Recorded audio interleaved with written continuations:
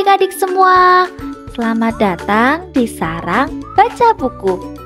Hari ini kita akan mendengarkan cerita yang berjudul Hati-hati dengan Sampah, karya Ukjeli, yang diterbitkan oleh Gramedia Pustaka Utama. Yuk kita dengarkan ceritanya.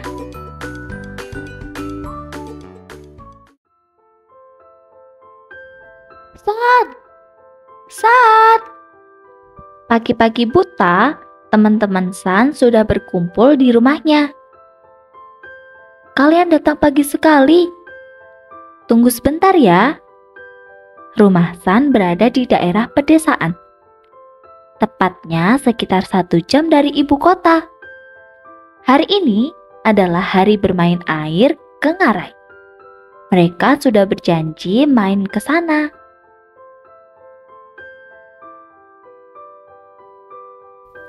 Untuk sampai ke sana, mereka harus berjalan 10 menit dari rumah San. Meski masih pagi buta, Ngarai itu sudah sangat ramai. Orang-orang sudah datang sejak dini hari. Tapi, San dan teman-temannya tidak khawatir. "San, sini! Sebelah sini!"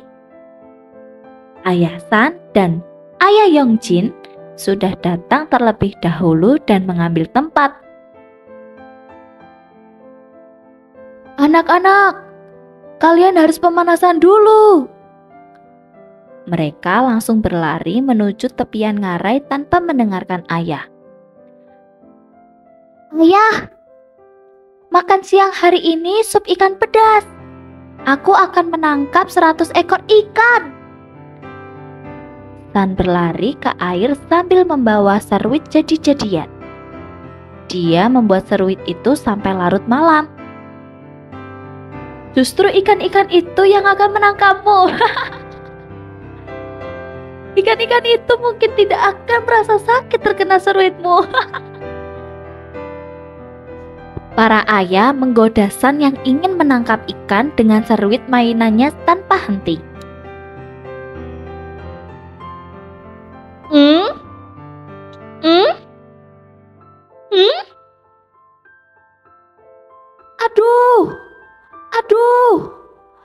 Aduh. Tiba-tiba San berteriak. "Kamu kenapa, San?" tanya teman-temannya yang sedang bermain air. "Paman, sepertinya San terluka." Ayah San terkejut mendengarnya. Dia berlari menghampiri secepat kilat. Darah mengalir dari kaki yang digenggam oleh San. "Ayo, kita ke rumah sakit dulu." Ayah menggendong San dan buru-buru pergi ke rumah sakit.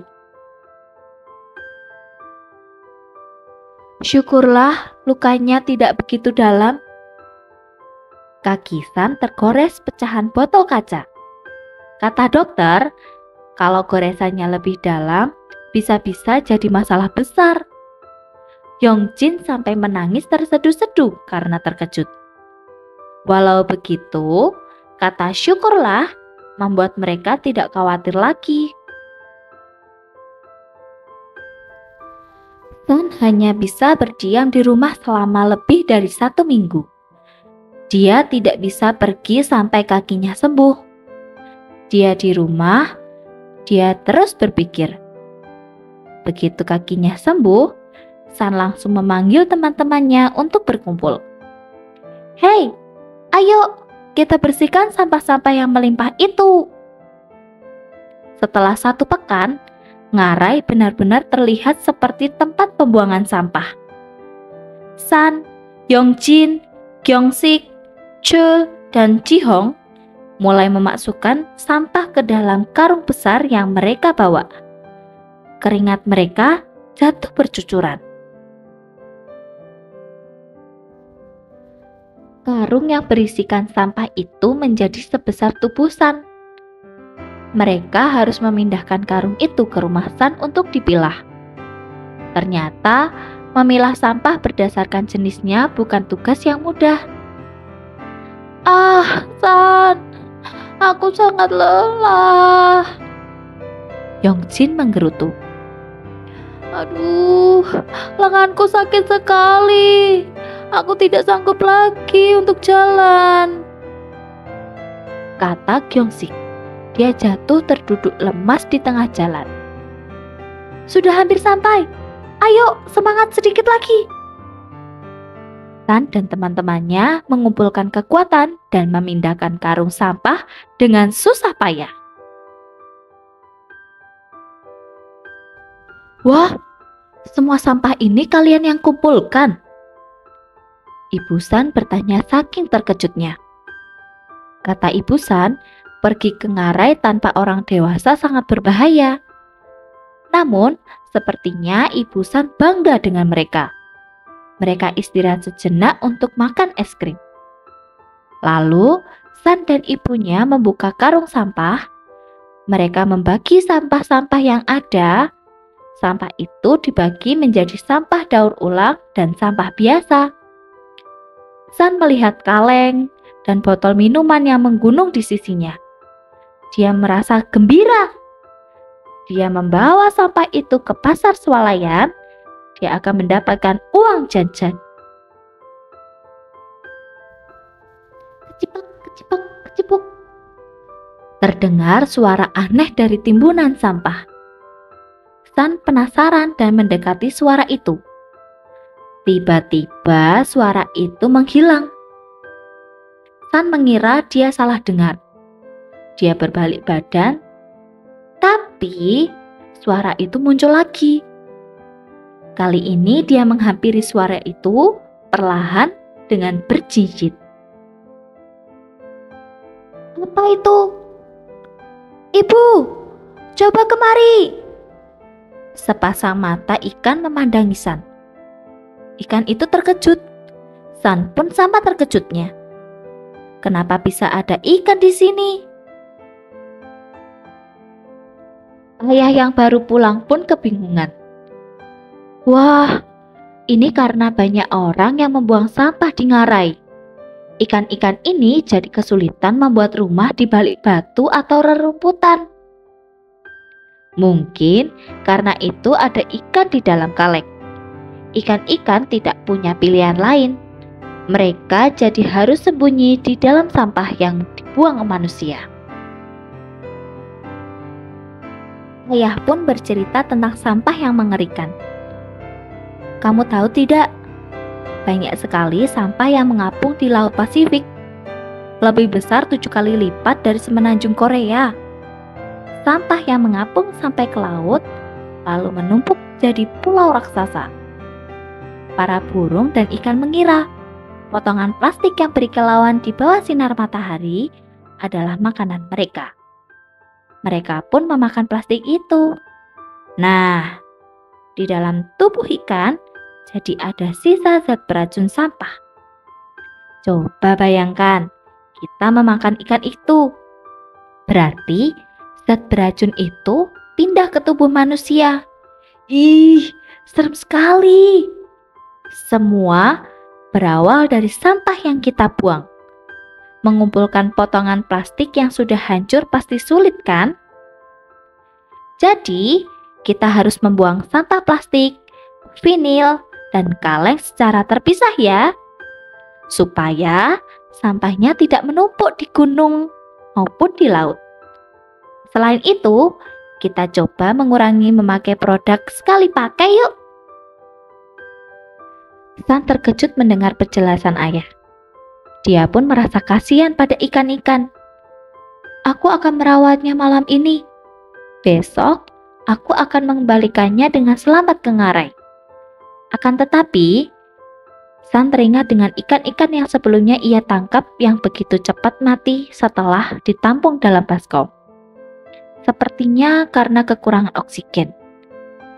San menuang air yang dia ambil dari ngarai ke dalam baskom. Lalu, dia melepaskan ikan dari kaleng ke baskom itu. Dia meniupkan udara ke dalamnya dengan sedotan. Dia pikir air itu tidak punya cukup oksigen. Namun, sepertinya dia terlalu semangat meniup. Tiba-tiba saja, San merasa pusing. Dia pun berbaring terlentang di ranjang. Kemudian, langit-langit terlihat berputar-putar. Tubuhnya terasa melambung. Kenapa gelap sekali?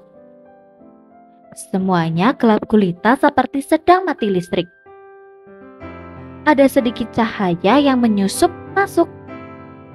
Bagian atas kepala San menjadi bersinar. Tiba-tiba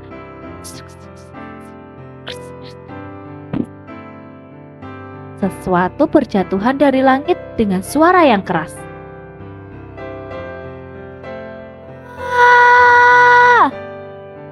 Ada apa ini?